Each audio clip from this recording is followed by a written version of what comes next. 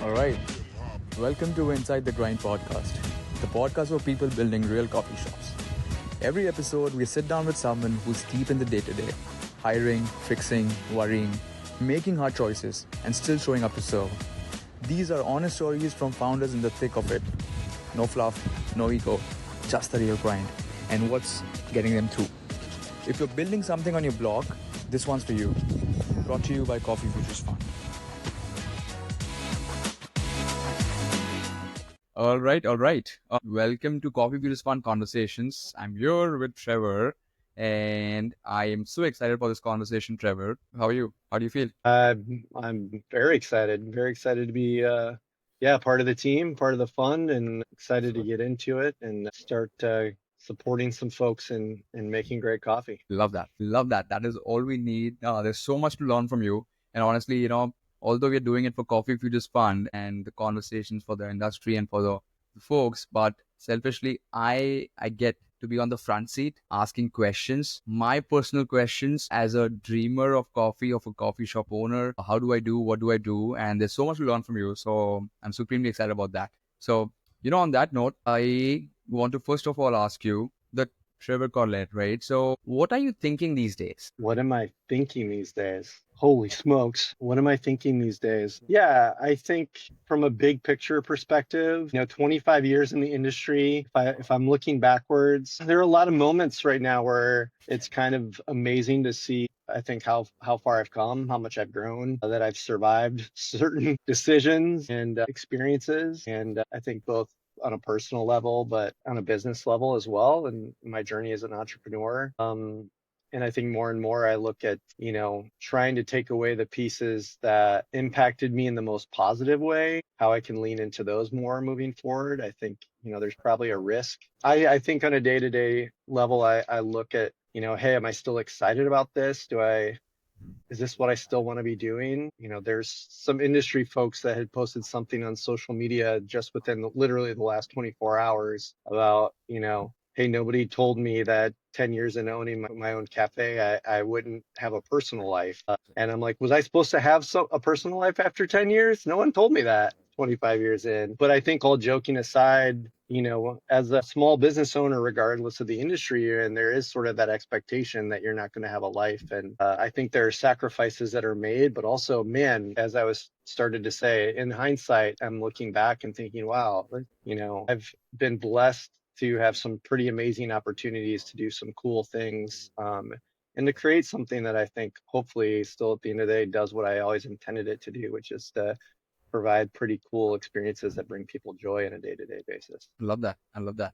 And not sure if you remember, but the first couple of times I met you and we were having these conversations and I got a chance to learn about your story, where it all started from. The first thought that came to my mind and possibly I shared with you was you are an entrepreneur's entrepreneur, right? The definition of an entrepreneur, the resilience, the persistence, the many years that you have given to this industry, to Madcap, and the way you have built this through, there's this industry term called an entrepreneur's trough of sorrow.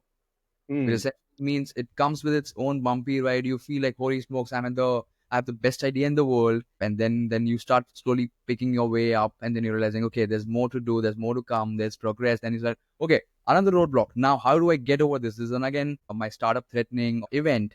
Now, how do I get out of it? And then it's a constant cycle of ups and downs and ups and downs. And of course, when you take a long-term view, you realize that you have always been growing, but there have been such deep moments and of reflection, of resilience that makes an entrepreneur, and that's how you succeed.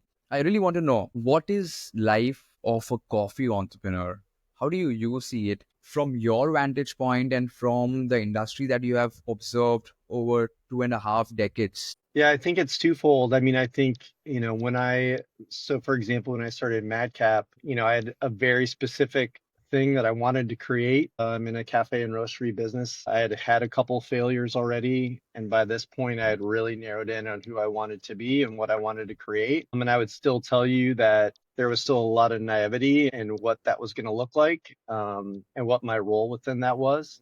At that point in time, when 17 years ago, I didn't see a future where I wasn't working behind a bar still, while running the business and still serving people coffee. And I think fast forward now, in that journey, and both in my own experiences in my business, serving on industry boards and working in different capacities through volunteering and different things in the industry, I had the opportunity to take some of my challenges and experiences and also look at myself through a lens from a professional development standpoint and really ask the question about where can I add the most value back to my business, both in the moment when I was smaller and but also especially as we've grown and learned, how to still hold on to what made Madcap what it was from day one, but also to change the things around it, to be um, still impactful in the way that we've grown as a business. And so my role within that is one, both,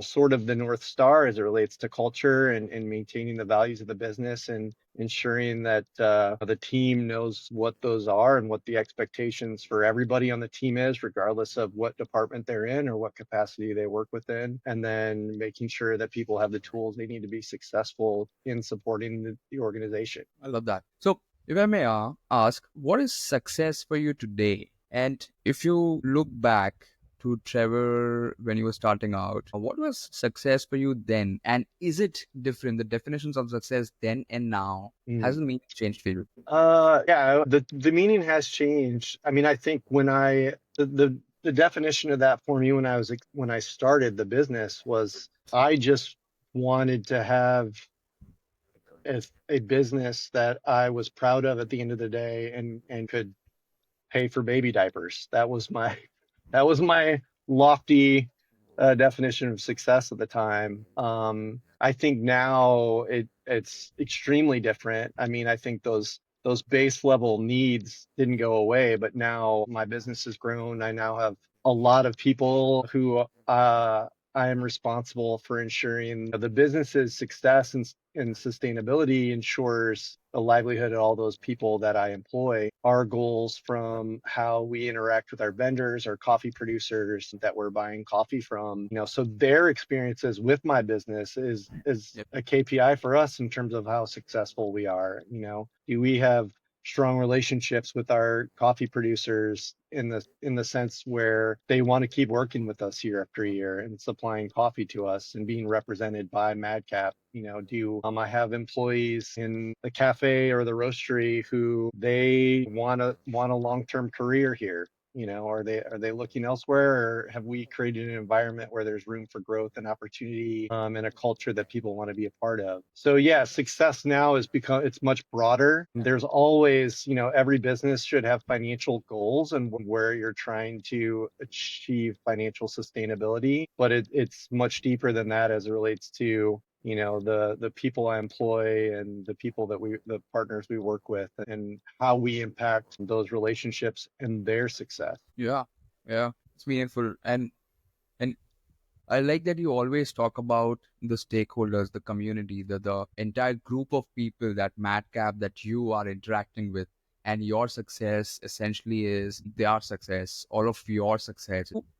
So I'm curious, how do you be that person, be that brand as Madcap, so that your producers, your partners feel confident in you, one, but also, I mean, like you said, the success, right? So they feel happy and successful that yes, these are the right partners for us. This is the right man for us to work with for many years. So how do you become that person or that brand? Yeah, I think, yeah, or at least defining what that is or what that brand is or that person is, or role, what that role is. That defining moment has been in the realization that this is who we want to be and we can't get there without structure to build off of. Right. And so one of the biggest things I learned, I think, transitioning from wanting to be this, extremely knowledgeable coffee professional, always hesitate to say the word expert a little bit, but this coffee expert, if you will, to a business owner or CEO or president of an organization. Those are two very different things. An organization needs someone in a position who understands what the structure is, has set goals for where people need to go or the business is heading,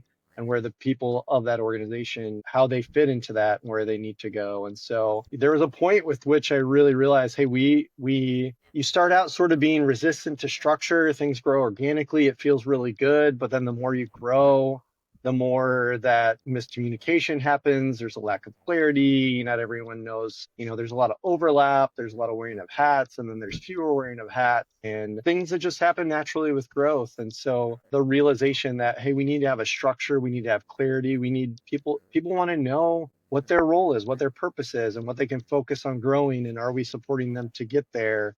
And so it's knowing where myself fits in that role and infrastructure.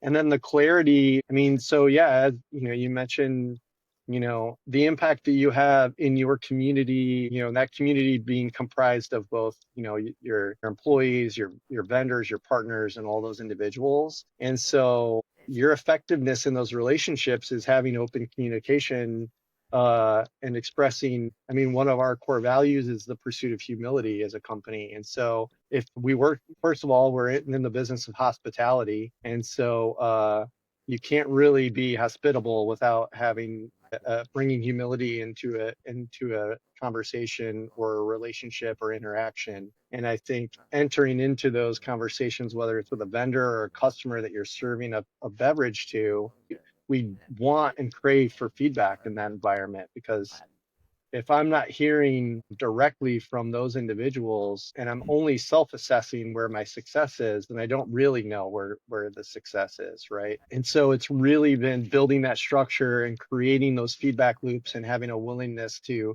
listen, respond, and engage, that we've been able to really find out where we're headed. Yeah, yeah. And that's so profound and also clear when you say pursuit of humility, right? So I love that. And so I wonder, how do you pass on that feeling, that inspiration, that feeling of okay, being empowered in your team, that hey, this is what our North Star is, pursuit of humility. How do you inculcate that in your team? Yeah, I mean, it has to be lived out, right? And from everyone. I mean, it always starts with leadership, but I think it's that realization, a lot of companies will write, oh, these are our values. These are the things. And then it's at the end of you put it in your email signature, and maybe, I don't know, if people do memos still, it's on your memo. And so, we've adopted practices from a structure called EOS, where we do core value shout outs in all of our meetings on a weekly basis. And so that involves, going around the table before you get into the nitty gritty of a meeting, and everyone gives a core value shout out on how they've seen someone exhibit one of the company's core values in the last week. And so that's just one small instance where, we're constantly bringing these things to the forefront, that these are important for us, and we need to shout out the individuals who are demonstrating them on a regular basis, and then cascading that information down so that people can see, hey, these things are important, and we're going to shout out the people that are living them on a regular basis. How we do reviews, our values are the forefront of our reviews, and we're evaluating each other on how well we're exhibiting and pursuing those values on a regular basis. So again, we've just made it part of our DNA. It's not just some words that live on a piece of paper. They're things that we're actively pursuing and holding each other accountable to achieving. That's it for this episode of Inside the Grind. If something here helped, make sure to subscribe and pass it to another coffee shop or a friend. We all need each other more than we admit. To learn more or join the community, head to coffeefutures.fun. This movement is just getting started. Until next time, keep growing. Your shop matters more than you know.